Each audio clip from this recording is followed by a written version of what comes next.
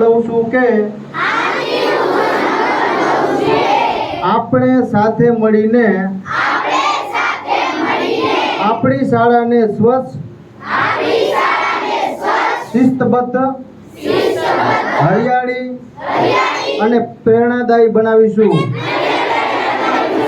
આપણે શાળાની સંપત્તિ,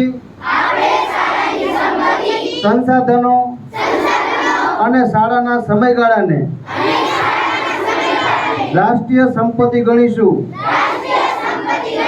તેનું રક્ષણ કરીશું અને તેનો વિવેકપૂર્ણ ઉપયોગ કરીશું.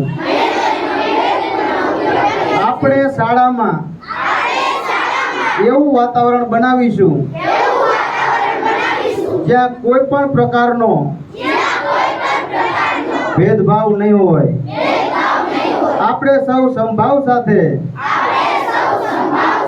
શીખવા અને શીખવવાના માર્ગ પર આગળ વધીશું.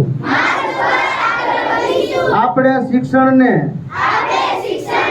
માત્ર જ્ઞાનના સાધન તરીકે નહીં